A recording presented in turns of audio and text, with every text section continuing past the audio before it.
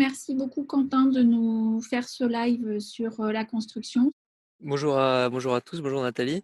Donc Quentin Pichon, je suis ingénieur en bâtiment et architecte. Est-ce que tu peux nous dire un peu quels sont les atouts du chanvre au niveau de la construction? Ouais, alors il y en a plusieurs. Moi, ceux qui m'ont séduit à titre personnel et qui continuent de me séduire, c'est surtout en tant que dans la prescription, en fait, dans le dessin.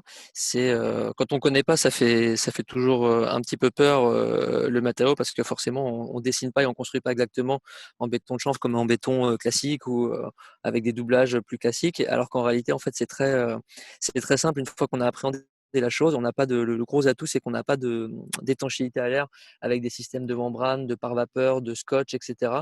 Le matériau se suffit en lui-même et donc on essaie également le plus possible d'y rajouter des finitions type enduit plutôt que plaqué, parce que sur la pérennité d'un enduit, on est sur des décennies, voire des centaines d'années, ce qu'on n'aura pas forcément sur d'autres systèmes conventionnels qu'on trouve beaucoup plus souvent aujourd'hui. Donc il y a ce côté-là, ouais, le côté simplicité de mise en œuvre, des matériaux qui se suffit à lui tout seul. Après, il y a un autre aspect qui est énorme et qui regroupe toutes ces caractéristiques, c'est le confort pour les usagers. Donc là, ça en passe par le confort hygrothermique, hein, la capacité de régulation de l'humidité, puis de procurer à l'intérieur des bâtiments, que ce soit des logements, des bureaux. Nous, on fait beaucoup de bureaux et on retrouve les mêmes conséquences positives que dans du logement, c'est-à-dire des températures de confort qui sont plus basses que dans des logements conventionnels et surtout qui sont beaucoup plus agréables.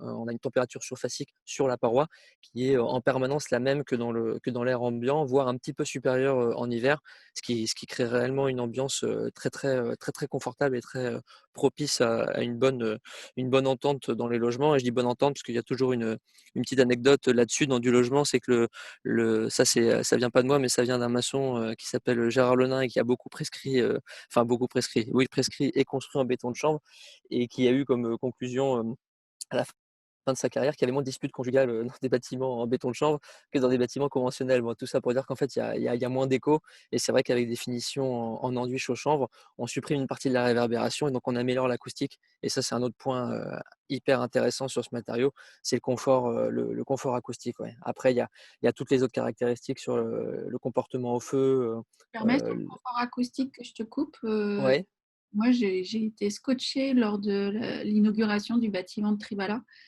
Sur le plateau qui faisait 500 mètres carrés au premier étage. Il n'y avait pas encore du tout de cloison. Ça venait tout juste d'être fini et on est arrivé à je ne sais plus combien de personnes.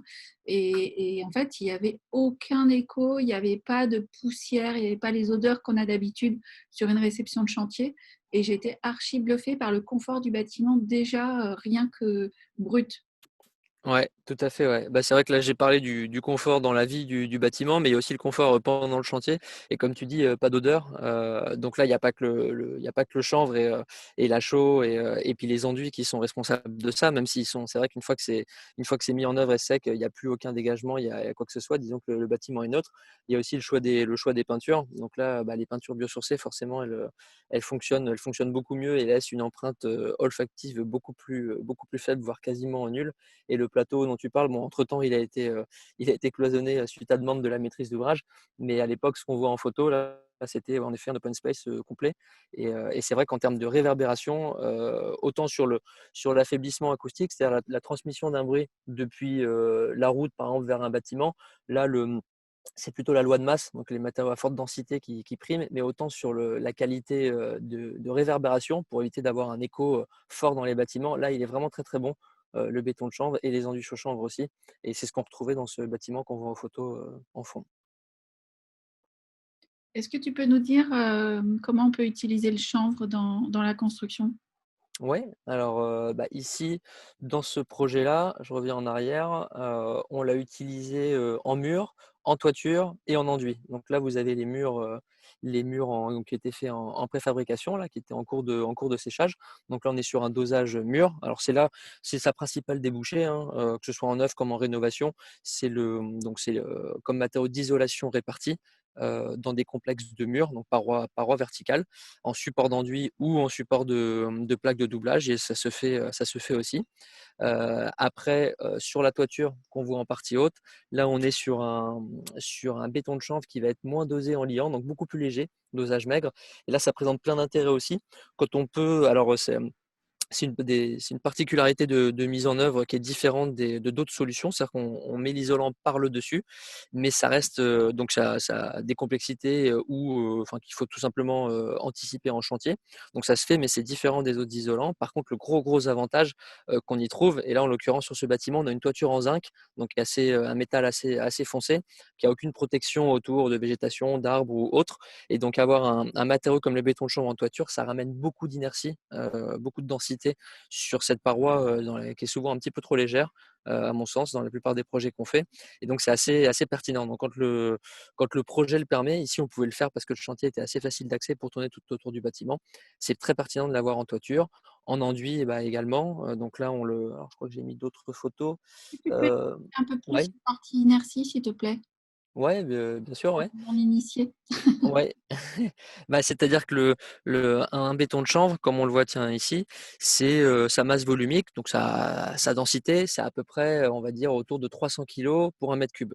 En comparaison, un isolant, plus, classique, type laine minérale ou autre, on va être sur 15-20 kilos. Donc ça a strictement rien à voir, hein. C'est une proportion de plus de fois 10, voire plus de fois 10 en termes de densité.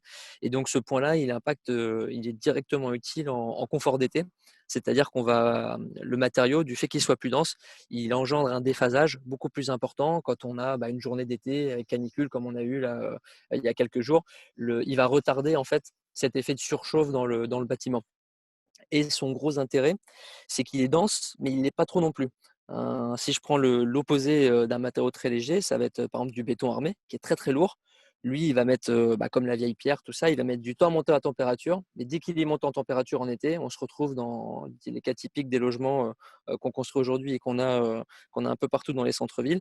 C'est qu'une fois que le logement il est monté en température, bah, il rayonne et après il met beaucoup de temps à descendre. Là, le béton de chanvre, comme on est en entre-deux, on est à la fois pas trop dense, mais à la fois suffisamment dense pour être pas trop léger, bah, c'est un super compromis. C'est-à-dire qu'à la fois en été, il va être très très bon quand la canicule arrive, et en même temps derrière, il va vite se refroidir quand on a des périodes de descente de température sur la nuit ou dans les semaines suivantes. Donc c'est un petit peu ça son comportement positif sur le côté inertie. Et est-ce que tu peux nous parler un peu des laines de chanvre aussi, en isolant?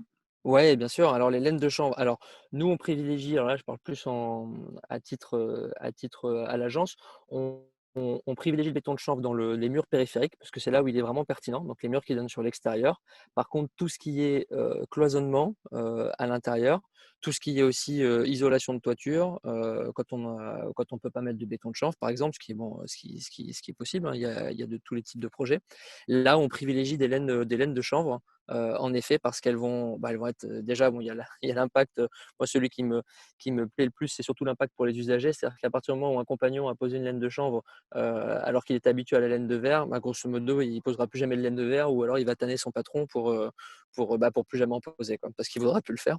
Et donc ça, c'est vraiment le confort de l'usager qu'on oublie souvent et qui est là et directement mis en avant, sur les produits type laine de chanvre. Après, c'est des matériaux qui se découpent facilement, qui sont beaucoup plus denses qu'une laine minérale, donc ils se tassent beaucoup moins. Donc pareil, en termes de pérennité dans le temps, c'est bien plus intéressant, et tout ça, pour moi, ça efface le léger surcoût qui, sur certains projets, est quasiment inexistant. Là, le projet qu'on voit ici, que ce soit pour les lots doublage, ou cloisonnement en laine de chanvre, et que ce soit pour l'enveloppe en béton de chanvre, sur le coût total du projet, il y a à peine 3 je ne sais plus comment on avait montré, 3 ou 4 d'écart, je crois, par rapport à une solution tout conventionnelle. Et ça, c'est sans prendre en compte le fait que là, on n'a pas de climatisation, donc on n'a pas d'entretien de charge d'entretien sur les réseaux de climatisation.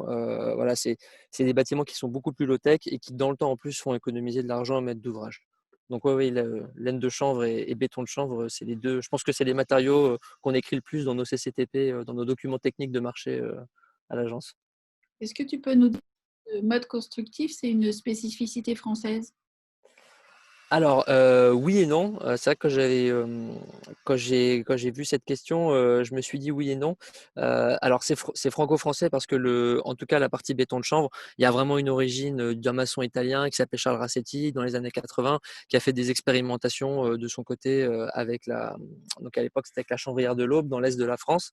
Il voulait trouver un granulat de substitution, tout simplement aux granulats fossiles que sont le sable, les cailloux et les graviers pour faire du béton. Et donc, il a commencé à s'intéresser à ça, à faire des essais. C'est comme ça que sont nés les premiers projets. Et puis après, d'autres personnes s'y sont intéressées et ont permis à la filière de se développer. Donc, ça a été un peu la genèse aussi de l'association Construire en Chanvre. Donc, on peut dire que c'est français, ouais, sur cet aspect-là. Mais maintenant, en France, on a des réglementations et certaines normes qui encadrent le bâtiment qui sont assez strictes et qui sont surtout très, très longues à faire bouger quand on veut faire rentrer dans le système normatif français un nouveau matériau de construction. Et à l'étranger, il y a des pays où ils vont beaucoup plus vite. Je pense à l'Allemagne ou l'Italie, par exemple. Et en Italie, ils fonctionnent différemment. L'assurabilité des professionnels n'est pas la même. Et donc, on a déjà en Italie des R+9 et au-delà qui poussent en ossature mixte avec du remplissage en béton de chanvre. En France, on y arrive bientôt. On aura presque tous les documents réglementaires et normatifs qui nous permettront de le faire en toute sérénité, mais c'est plus long. Donc, on va dire que oui, oui, c'est filière de construction française, mais aujourd'hui, on se fait un petit peu rattraper, ce qui est pas plus mal, hein. Ça montre que ça bouge ailleurs, mais on se fait rattraper un peu par l'étranger, qui est un peu plus souple d'un point de vue assurantiel. Je pense qu'on peut aussi parler de l'Australie où il y a eu des villas construites et où, pour illustrer ton propos de l'inertie de tout à l'heure, et par des températures extérieures à 45 degrés, ils ont des températures intérieures sans clim à 25 degrés. Je pense que Ouais. c'est aussi une bonne illustration de ton propos. Ouais, tout à fait. Ouais. Bah, il y a l'Australie, il y en a il y a des constructions au Japon, il y a des constructions en Israël aussi. L'Israël importe pas mal de Shenvolt labellisés construction pour y faire des bâtiments, parce que pareil, on est en milieu très sec et la journée il fait très chaud, la nuit il fait beaucoup plus frais. Enfin, on a des variations de température très importantes et le matériau se comporte. En fait, plus il est sollicité en termes d'humidité et de température, mieux il se comporte, le chanvre. Dans les atouts, tu ne nous as pas parlé du tout de la partie test au feu. Est-ce que tu peux nous dire deux mots de... Oui, tout à fait. Ouais. Alors, je me suis gardé quelques slides. Alors, c'est bien, c'est un peu dans le désordre, mais Pas au moins, grave. ça vous montre tout. Test au feu, ouais. Donc, j'avais prévu d'en parler un petit peu. Là, c'est une autre caractéristique avec l'acoustique, avec l'hygrothermie, avec le côté température de surface plus faible, etc., etc. C'est un autre aspect très, très positif du comportement du matériau, c'est qu'en fait, il ne brûle pas, il ne se consume pas, en fait, il est quasiment, on va dire, entre guillemets, insensible à la flamme. On le savait déjà par des essais qui avaient été faits par le passé, mais maintenant, on en est sûr d'un point de vue vraiment réglementaire par rapport à la réglementation incendie en France. Il y a un premier essai qui a été fait, c'est celui de gauche, en juillet dernier. Et là, on s'est aperçu que le béton de chanvre, avec son ossature bois noyé, une ossature bois entre guillemets, la plus bas de gamme, hein, la plus simple possible, et un béton de chanvre sans finition, sans enduit, sans plaque, sans quoi que ce soit, sur une épaisseur de 29 centimètres, et ben en fait, il est coupe-feu 4 heures. Et 4 heures, c'est le plus haut en termes de test de coupe-feu, donc de mesure d'étanchéité et d'isolation, c'est le plus haut qu'on puisse avoir, qu'un matériau puisse prétendre avoir en France. Donc c'est pas rien, ça a bluffé un peu tout le monde, y compris les gens de la filière et y compris surtout les gens du laboratoire qui ont réalisé les essais. Ils ne s'attendaient pas à voir ça sur un matériau qui a une telle masse végétale à l'intérieur. Donc ouais, ouais, très comportement assez impressionnant. Et le deuxième essai dont on suppose qu'il va se passer, il va se dérouler à peu près de la même manière que le premier, c'est l'essai qu'on voit au point 4 sur la droite, c'est l'essai le pire. Donc propagation verticale. Là, c'est pour d'autres types de bâtiments, de typologies de bâtiments qu'on demande ça. Ça va être principalement pour le logement collectif, dès qu'on va vouloir dépasser le R+2 plus comble. Donc là, ce que vise l'association Construire en Chanvre avec cet essai, c'est de pouvoir dire, de clamer haut et fort, et ce sera à mon sens à 99,9% le cas, c'est qu'on puisse faire du R+2 plus comble jusqu'à R+7 sans aucun souci vis-à-vis de la réglementation incendie en France. Et donc cet essai-là, il est prévu pour fin septembre. Et du coup, il y a plein de super atouts à la construction chanvre. Est-ce que tu peux nous dire quels sont les freins au développement? Oui, alors les freins au développement, ouais. Alors, je vais me mettre là-dessus. Alors les freins au développement, donc cette slide-là, elle en présente un. Donc les règles professionnelles qu'on voit en haut là, étiquetées, «Construire en chanvre», ça c'est le document qui permet d'être assuré. Si on le respecte, un professionnel du bâtiment, il sera assuré, pour construire en chanvre, qu'il soit architecte, maître d'œuvre, bureau de contrôle, artisan ou autre. On voit qu'en fait, les règles pro sur la gauche, alors vous ne voyez pas ma souris, je pense, mais si on analyse, sur la gauche, on va écrire règles professionnelles. On descend tout droit, marqué accepté par la C2P, et donc on est en technique courante, la case qui est un petit peu, un peu turquoise là. Donc technique courante, ça c'est la théorie, donc ça fonctionne, c'est bien, on est bien en technique courante, la construction de chanvre en béton de chanvre est en technique courante. Maintenant sur le terrain, il y a peu d'assureurs et peu de bureaux de contrôle qui sont, au courant, on va dire, ils connaissent ce document, mais ils ne savent pas forcément que les règles professionnelles sont dans cette case de technique courante. Et donc, du coup, ça, c'est un des freins au développement sur certains projets, c'est que les archis, les artisans, peu importe le type de projet, à partir du moment où on commence à avoir une équipe assez solide, assez complète en maîtrise d'œuvre, et bien on peut rencontrer ce frein-là, c'est-à-dire qu'on tombe sur des personnes qui ne connaissent pas, donc c'est pas de leur faute, hein, mais du coup ça crée un frein parce qu'il y a un blocage et donc le maître d'ouvrage, le client donc peut se bloquer, l'architecte peut en avoir marre, s'essouffler, donc le projet capote, s'arrête et ça il y a beaucoup de projets. Moi depuis que je suis à construire en chambre, on a eu pléthore d'appels de projets comme ça qui nous ont relaté des infos sur des projets qui ont été abandonnés, hein, qui étaient prévus en béton de chanvre et qui ont fini en béton armé laine de roche parce qu'en fait, faute de connaissances et d'entente dans la maîtrise d'œuvre. Donc ça, c'est un des premiers freins sur lequel œuvre beaucoup construire en chanvre pour essayer de communiquer auprès des assureurs et des bureaux de contrôle sur cet aspect assurantiel. Un deuxième frein, à mon sens, c'est aussi le manque d'entreprise, sur le terrain. Aujourd'hui, c'est presque le plus gros frein, on va dire, parce que les autres, ils sont en passe d'être supprimés. Là, celui d'avant, ça va bientôt disparaître, ce sera plus trop un sujet. Alors le gros sujet aujourd'hui, c'est la formation. Construire en champ forme beaucoup d'artisans, mais il faut en former, plus.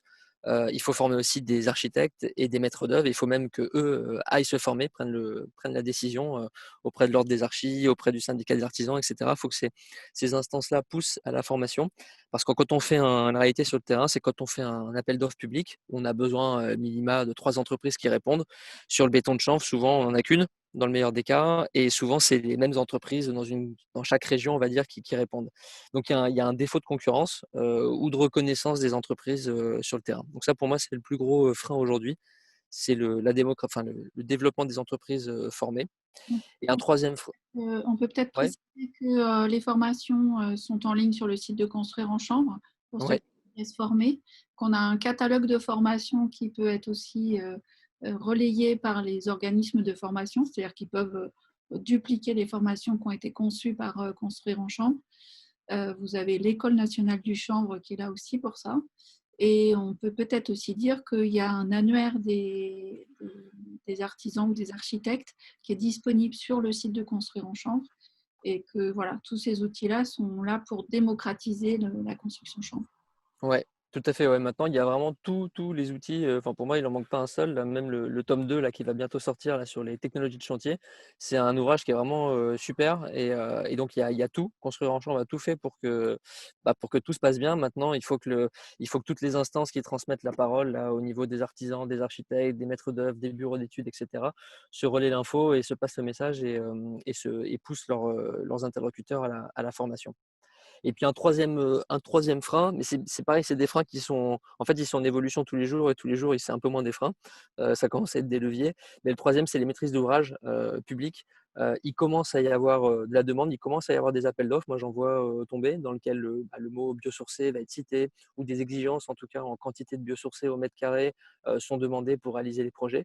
Donc ça arrive, mais ça reste très mineur par rapport au projet, à l'appel d'offres lambda, type qui sort dans les régions et dans les départements. Et donc là, il y a un gros boulot, mais c'est plus côté ministère, hein, côté étatique, là, côté État, d'avancer là-dessus. On peut préciser aussi sur ce sujet qu'il y a la DHUP qui a sorti un guide de la prescription pour la commande publique en biosourcé. Il est disponible dans les documents de référence sur le site de Construire en Chambre. Donc, n'hésitez pas, si vous voulez propager la bonne parole, de relayer ce lien. Mm. Est-ce que tu peux nous dire s'il y a de l'innovation un peu dans la construction en chambre? Ouais, ça c'est une petite innovation, mais qui a fait un peu de bruit.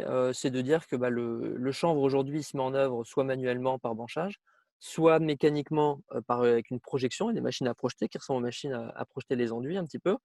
Et puis il y a une autre voie qui est la voie sèche. L'idée, c'était de faire des panneaux échelle 1, des modules préfabriqués qui englobaient déjà, alors là, dans ceux qu'on voit sur l'image, il y a déjà les réservations pour les incorporations électriques, il y a l'isolant, donc le béton de chanvre, il y a la structure, représentée ici par l'ossature bois.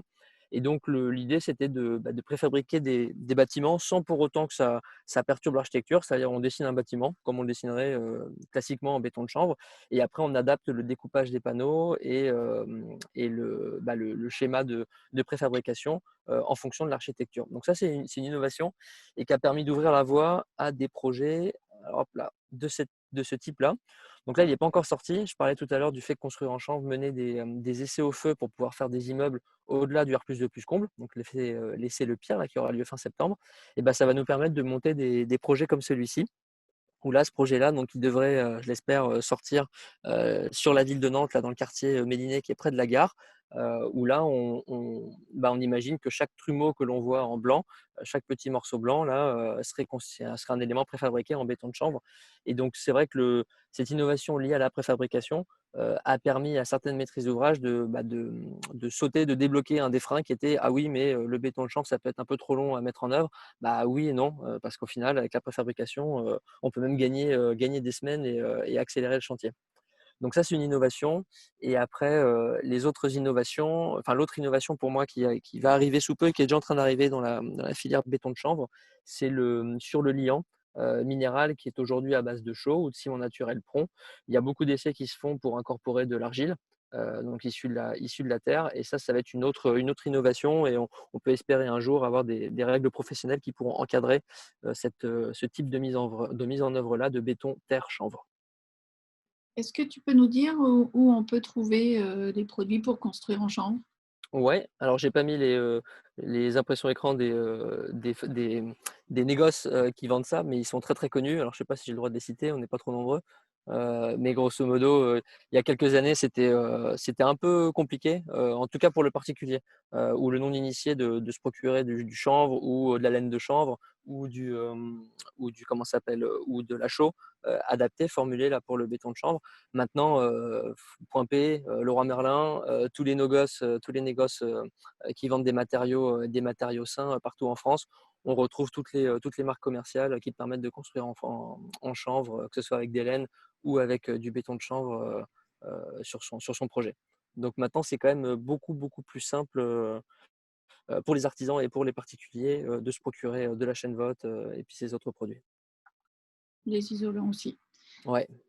Est-ce que, on est tous les 2 de construire en chanvre. Est-ce que tu peux, nous préciser un peu plus, ce qu'est construire en chanvre pour ceux qui ne connaîtraient pas? Donc construire en chanvre, alors on n'y était pas forcément à l'origine, hein. J'ai parlé donc du maçon italien qui avait un petit peu fait les premiers essais là, de béton de chanvre dans les années 80. Puis il y a eu des premiers ouvrages qui sont sortis, premiers bâtiments à la fin des années 80. Puis dans les années 90, il y a pas mal de professionnels, artisans, maîtres d'œuvre et architectes qui s'y sont essayés, chacun un tâton, sans trop d'assurance, dans les années 90 de leur côté. Et puis un jour, ils se sont tous retrouvés vers la deuxième moitié là, des années 90 pour discuter, pour partager leurs solutions constructives, comment ils faisaient à tel endroit, avec tel climat, et cetera. Et puis ça a donné en 98 l'association Construire en chanvre, c'est-à-dire monter sous un organisme, donc sous un statut associatif, un, une instance qui se permette principalement, donc pour faciliter les échanges avec les ministères et avec la Fédération française du bâtiment, la CAPEB et ces autres types d'institutions, pour pouvoir démocratiser le produit et surtout arriver vers une assurabilité du produit, puisque tous ces gens-là, ils n'étaient pas assurables quand ils faisaient ça, prescrire des produits qui n'étaient pas entre guillemets normés. Et donc Construire en chambre en 98 a commencé la rédaction donc des règles professionnelles, dont les premières, donc ce document qui est un peu le DTU chanvre, hein, le guide pour bien construire et être assurable. Les premières sont sorties en 2007, la version numéro 2 en 2012, et là actuellement Construire en chanvre est en train de rédiger avec une commission d'experts, enfin a fini de rédiger même la troisième mouture des règles pro qui, je l'espère, sortiront soit fin 2020, soit début 2021. Donc ça, c'est une des missions, on va dire peut-être la plus importante à mon sens de Construire en chanvre.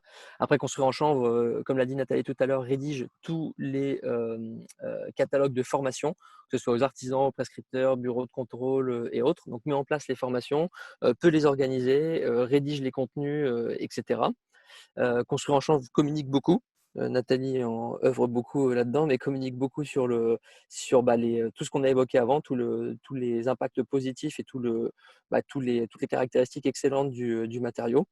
Et puis construire en chanvre, ça reste aussi un moyen de communiquer avec les instances ministérielles pour récupérer, enfin pour demander des subventions et notamment par exemple la dernière qui a été obtenue, c'est la subvention du programme Pacte qui permet de mettre sur de concrétiser des projets que sont les essais au feu, des essais supplémentaires sur le comportement à l'humidité, sur le comportement des enduits, etc., etc.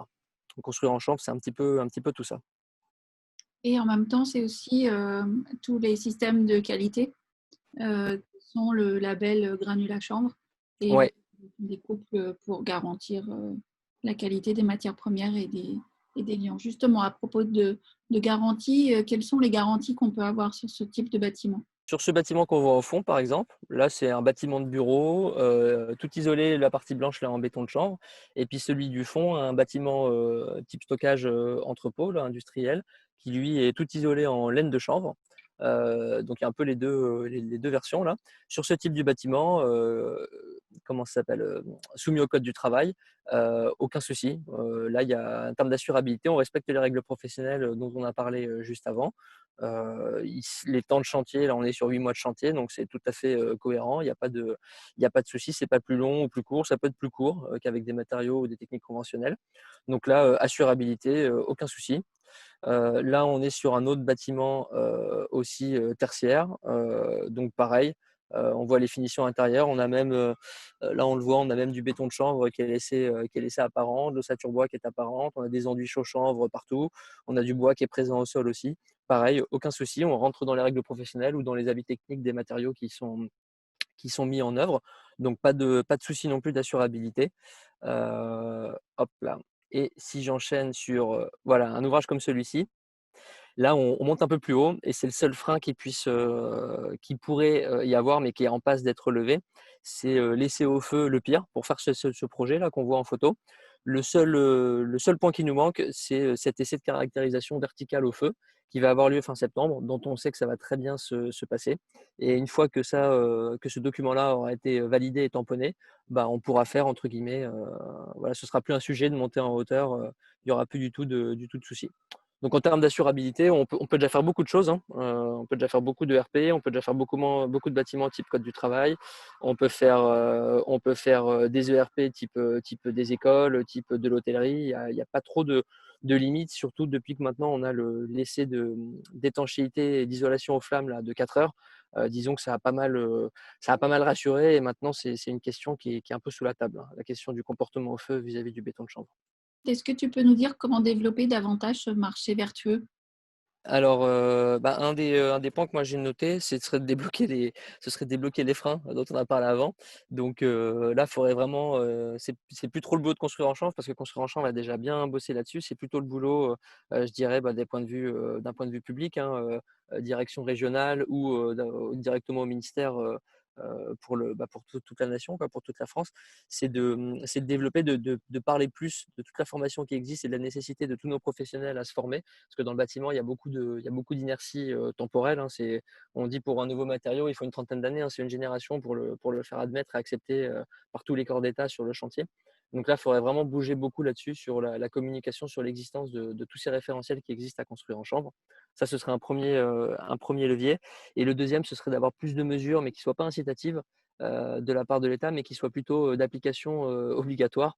Il y a plusieurs décrets qui existent, qui mettent en avant les biosourcés, donc le chanvre en partie. Notamment, il y a un décret qui date de 2015 et qui propose d'application volontaire, hein, donc non obligatoire. Ce décret propose à toute mairie qui souhaite revoir son plan local d'urbanisme de donner un bonus de constructibilité. Grosso modo, si je mets du chanvre dans ma maison, j'aurai le droit de construire un peu plus. J'aurai le droit de m'étendre un peu plus sur le sol ou d'aller un petit peu plus haut. Ça, c'est vachement intéressant parce qu'il y a beaucoup de professionnels de la construction, type promoteur, qui seraient intéressés pour faire ça, pour utiliser ce décret. Malheureusement, depuis 2015 à ma connaissance, il doit y avoir une ou deux communes de France qui ont dû le mettre en place. Toutes les autres n'ont même pas conscience qu'il existe. Donc ça, ce serait ouais, le deuxième point, ce serait d'avoir des mesures d'application pour obliger en fait, hein. Je suis un peu ferme, extrême, mais, mais à un moment, Mais je pense il faut avancer, quoi.